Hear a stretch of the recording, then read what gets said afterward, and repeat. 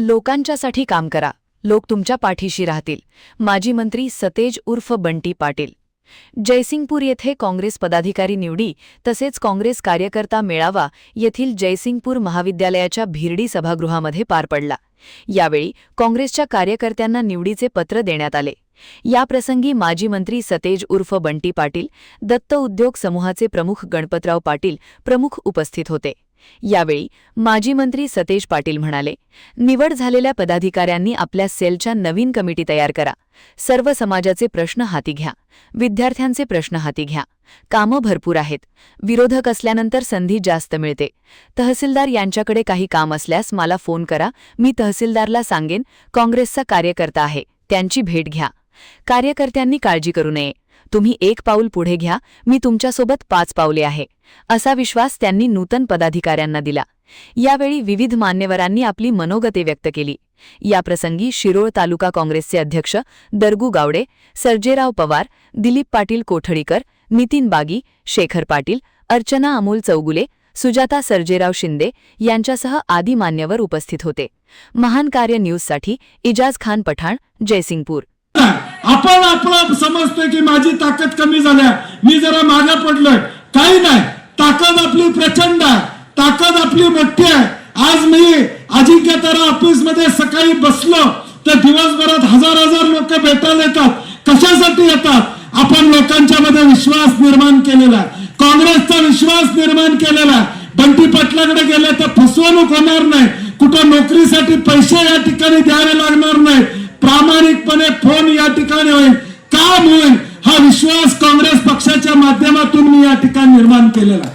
तोच विश्वास तुम्ही नव्या पदाधिकाऱ्यांनी निर्माण केला पाहिजे. गेलं पाहिजे तहसीलदाराकडं, गेलं पाहिजे प्रांताकडं, गेलं पाहिजे बीडीओकडं, गेलं पाहिजे सीओकडं. मी सुद्धा 20 वर्ष आमदार आहे, मंत्री राहिलेला आहे. आता मी एमएससीबीच्या ऑफिसला जाऊन बसलो होतो तासभर. कुठल्याही ऑफिसला मी आता जातोय. मी असं म्हणत नाही मंत्री होतो मी कसा जाऊ ऑफिसला, मी प्रांत ऑफिसला सुद्धा जातो आणि लोकांची कामं आता सुद्धा घेऊन जातो आणि लोकांची कामं करून या ठिकाणी घेतो.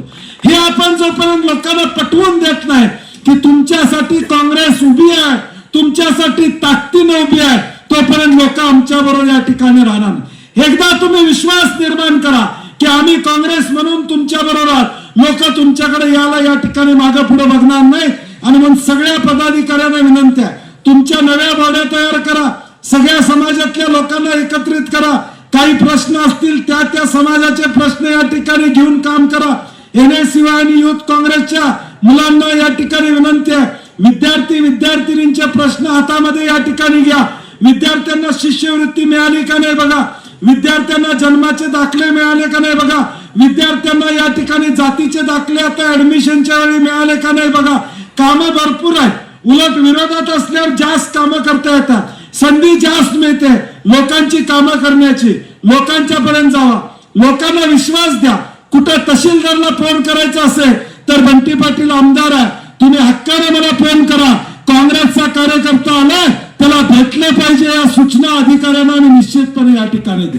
तुम्ही काळजी करू नका, फक्त तुम्ही एक पाऊल टाका. तुम्हाला 5 पावलाची ताकद गणपतराव दादा आणि मी तुम्हाला निश्चितपणे या ठिकाणी देऊ. परंतु एक पाऊल तुम्हाला टाकावं लागेल, एक विकासाचं पाऊल, कामाच्या बाबतीत पाऊल असेल ते तुम्हा मंडळींना टाकावं लागेल. राहिलेली ताकद देण्याची जबाबदारी दादा असतील, मी असो, आमच्या सगळ्यांची ताकद तुम्हाला निश्चितपणे उद्याच्या भविष्यकाळात राहील. हा विश्वास या निमित्ताने या ठिकाणी देतो. जुना काळ आता निवडणुकीचा गेला. पूर्वी आम्ही पत्रक घेऊन गावोगावी घराघरामध्ये जात होतो, लोकांना सांगत होतो. आता काळ आलाय तो मोबाईलचा काळ आलेला. म्हणून माझी विनंती आहे, जिल्हा काँग्रेसचा अध्यक्ष म्हणून आपल्या सगळ्यांना माझं आव्हान आहे, फेसबुकवर किती लोक आहेत हात वर करा. म्हणजे सगळेच आहेत जवळ. इंस्टाग्रामवर किती लोक आहेत हात खाली. आता यातले काँग्रेसचे 7 हँडल आहेत. काँग्रेसचे, खरं बोलायचं खोटं बोलायचं नाही, किती जण फॉलो करतात एवढे हात वर करा. मी 50% झाले त्यातले हात.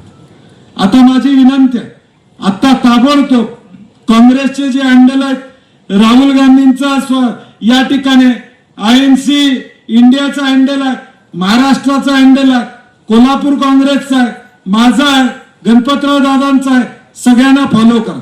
अंदमान निकोबारचा राहुल गांधींचा व्हिडिओ किती लोकांनी बघितला? बऱ्यापैकी लोकांनी बघितला. तो किती लोकांनी फॉरवर्ड केला? थोडं कमी आला होता. मी हे काय विचारू लागलोय, आता सोशल मीडिया हे एक मोठं शस्त्र आहे. या सोशल मीडियाच्या माध्यमातूनच आम्हाला पुढे पोचावं लागेल. आणि विशेष करून 18 ते 25 या वयोगटातल्या मुला मुलींना आपल्याला एकत्रित या ठिकाणी करावं लागेल. त्या मुला मुलींना सांगावं लागेल छत्रपती शिवाजी महाराजांचा खरा इतिहास सांगावा लागेल. छत्रपती शाहू महाराजांचा खरा इतिहास या ठिकाणी सांगावा लागेल.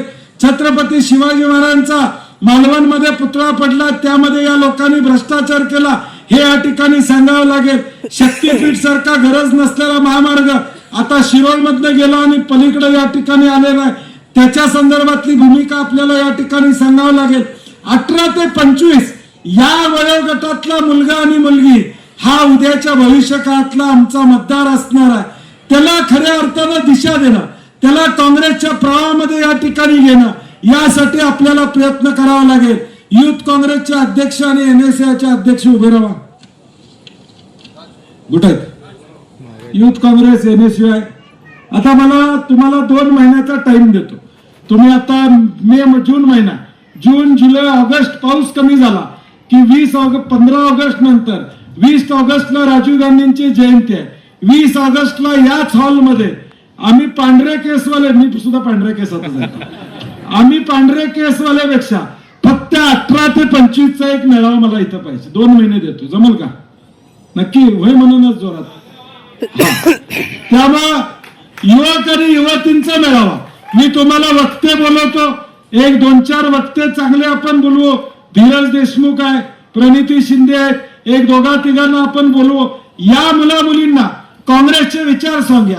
खऱ्या अर्थाने ही उद्याची भविष्य काळातली पिढी आहे जी काँग्रेसच्या विचाराने या ठिकाणी राहिली पाहिजे. मागची पिढी काँग्रेसच्या विचारानं आहे. स्वर्गीय सारे पाटील साहेबांनी काय केलं हे लोकांना माहित आहे, परंतु या नव्या पिढीला ते सांगणं गरजेचं आहे.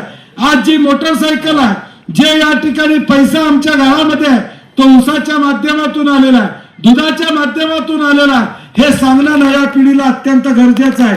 आणि म्हणून ही नवी पिढी उद्याच्या भविष्य काळातला आमचा भवितव्य असणार आहे. या पिढीला आपल्याला टार्गेट करणं, या पिढीबरोबर संवाद साधणं, असा एक कार्यक्रम उद्याच्या भविष्य काळात आपण घेऊया, एवढी अपेक्षा या निमित्ताने या ठिकाणी मी व्यक्त करतो. आता सगळ्या निवडणुका झालेल्या आहेत, परंतु गोकुळची निवडणूक तुमच्याकडे आलेली आहे. ग्रामपंचायती लागणार आहे, गोकुळची लागणार आहे. त्यामुळे आता गोकुळमध्ये गेल्या 5 वर्षामध्ये आपण 2 रुपये चढ देणार होतो. किती दिले? 14 रुपये. म्हणजे हाय लक्षात आहे ना. त्यामुळे 14 रुपये दरवाढ दिली. आता सुद्धा आता तिथं काय भांडणं चालल्यात तुम्हाला माहित आहे भाऊकीची. किती भांडणं चालल्यात, काय चाललंय, एकमेकाला मारतील, संस्था मोडतील, अशी अवस्था त्यांची आहे. म्हणजे आता निवडणुकीच्या आधीच डुसकी बोला लागल्यात. म्हणजे दुर्दैवाने काय झालं तर काय होईल गोकुळचा आमचा विचार करा का. त्यामुळं ठराव ऑनलाईन घेऊन आलेत आता बरोबर.